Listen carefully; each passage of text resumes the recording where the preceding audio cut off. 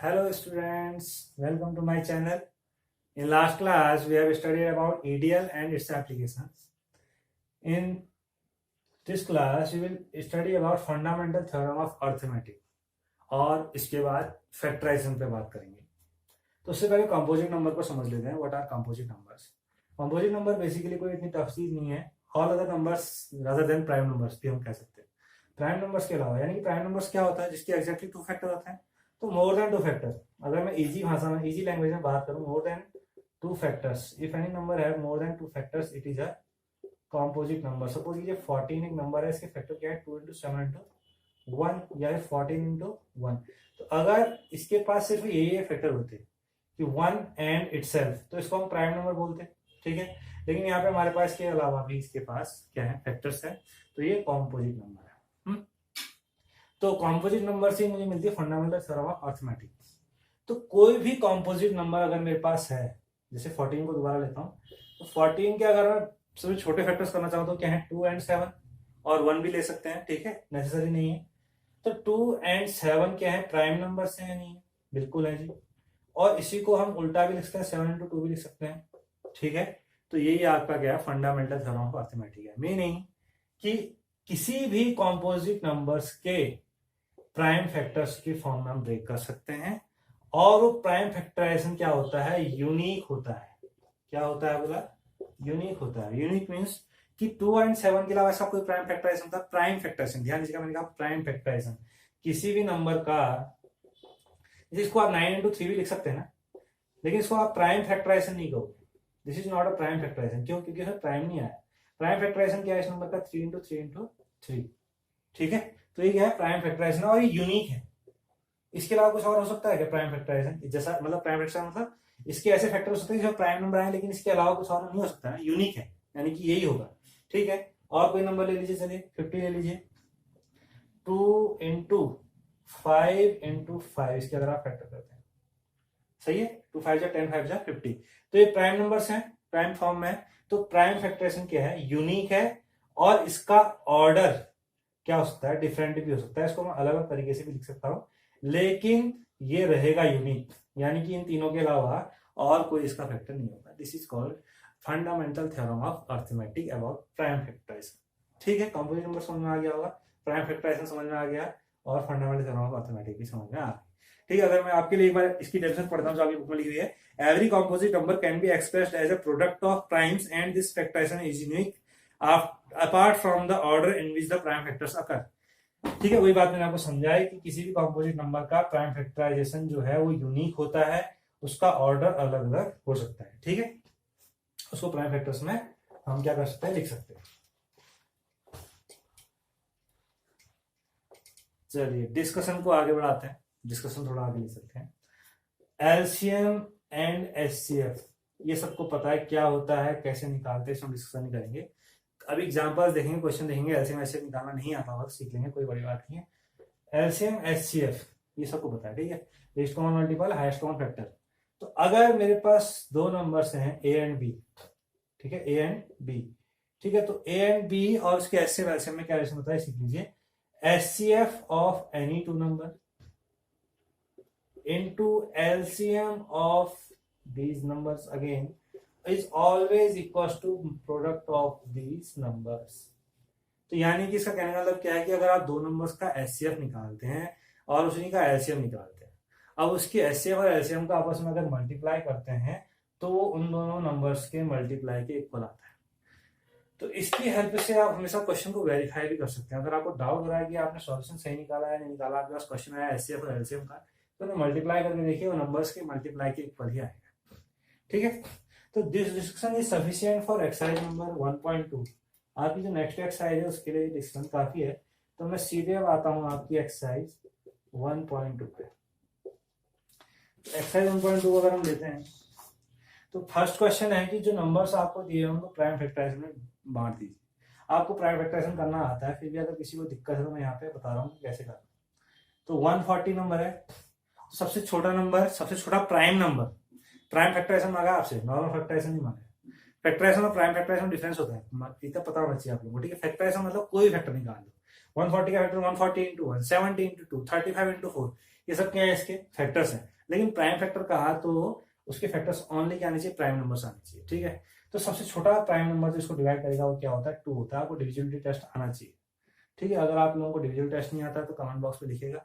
अगर स्टूडेंट्स की डिमांड होगी तो मैं एक अलग वीडियो बना दूंगा, 1 से लेकर के 20 तक मैं आपको बता दूंगा कि डिविजिबिलिटी टेस्ट कैसे होते हैं, 1 से लेकर 20 तक, ठीक है, अगर आपको रिक्वायरमेंट होगी तो। 2 से इसको डिवाइड करेंगे, 2 7 जा 14 देना 0, अगेन 2 से डिवाइड होता है, 2 3 जा 6, 1 रिमाइंडर, 1 0 10, 2 5 जा 10, 5 7 जा 35, 7 1 जा 7। तो लिखने का तरीका 140 is equal to 2 into 2 into 5 into 7, or we could write it also as 2 square into 5 into 7. This is the proper way to write a prime factorization. Always remember, this is the proper way. Always use square, cube or power condition whenever you are writing any factor of any number. Okay? तो ये इतना tough मामला नहीं है, ये वाले question आप कर लेंगे, इनको कर लीजिएगा। किसी क्वेश्चन में डाउट हो तो मुझे जरूर बताइएगा। तो सेकंड क्वेश्चन में आता हूँ, 26 and 91, इसका मुझे एचसीएफ और एलसीएम निकालना है और मुझे इसमें इसके रिलेशन को भी वेरीफाई करना है। कौन सा रिलेशन, जो मैंने बताया, HCF into LCM is equal to product of the numbers. तो एचसीएफ एलसीएम निकालने के लिए सबसे पहले मुझे इसकी क्या चाहिए होता है, फैक्टर्स चाहिए, ठीक है। जिसको आता है अच्छी बात, इसको नहीं आता मैं सिखा रहा हूँ यहाँ पे। 26 के फैक्टर्स कैसे करोगे, अगेन वही 2 into 13, 13 है जब प्राइम नंबर, 13 बन जाए 13, तो इसके फैक्टर्स क्या आ गए, 2 into 13, 91 लीजिए, it will be divided by 7, I think 7 and just 7, 7 is 21, again 13, 7 into 31, ठीक है। ये आपको करना आना चाहिए। बहुत बच्चे यहाँ फंस जाएंगे कि 91 को डिवाइड किससे होगा। तो डिविजिबिलिटी टेस्ट आपको अगर आते हैं, डिविजिबिलिटी रूल अगर आपको पता है तो आप इनको इजीली कर लेंगे, ठीक है। यहाँ पे 13 आएगा। तो एचसीएफ कैसे निकालते हैं, एचसीएफ जो दोनों में क्या है कॉमन है उसको लिख नोट कर लिया, वो हमारा क्या हो गया, एचसीएफ हो गया, सबको पता है, ठीक है। एलसीएम कैसे निकालते हैं, जो दोनों में कॉमन है उसको एक बार नोट करते हैं, इनटू जो कॉमन नहीं है उनको सेपरेटली हम क्या करते हैं, इंक्लूड करते हैं। तो सॉल्व कीजिए, आपका आंसर आ गया, ठीक है। 13 into 7 to 14, 13 4 जा 52, 13 1 जा 13 प्लस 5 182, आई थिंक यही होना चाहिए। नहीं भी है तो हम उसको वेरीफाई कर सकते हैं। तो आप क्या करना है, आपको वेरीफाई करना है एचसीएफ इंटू एलसीएम। तो आप 13 और 182 को मल्टीप्लाई करके देखिए, और then product of numbers, product of numbers मतलब जो हमारे पास नंबर है 26 एंड 91, आप इनको भी क्या करके देखिए, मल्टीप्लाई करके देखिए, तो आपको मिलेगा कि ये दोनों आपस में क्या आएंगे, इक्वल आएंगे, ठीक है। कर लीजिएगा, मल्टीप्लाई करना सबको आ गया, ठीक। तो यानी कि आपका रिलेशन वेरीफाई हो गया, HCF into LCM is equal to product of numbers, ठीक है। क्वाइट इजी में कोई टफ नहीं है, मैं जो इजी क्वेश्चन है उनको छोड़ते चल रहा हूँ।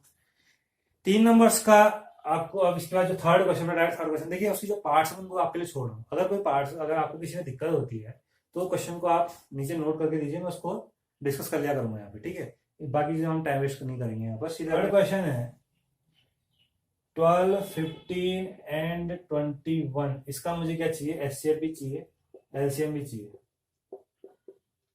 ठीक है। एचसीएफ और एलसीएम चाहिए बाय प्राइम फैक्टराइजेशन मेथड। तो 12 15 एंड 21, 12 के फैक्टर कीजिए,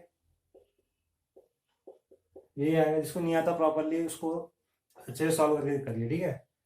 छोटे नंबर से मुझे इजीली आ रहा है, मैं इसको फटाफट लिख दे रहा हूँ, नॉट अ बिग डील। तो एचसीएफ पे आते हैं। एचसीएफ इज व्हाट, तीनों में जो कॉमन फैक्टर है वो क्या है, 3 है।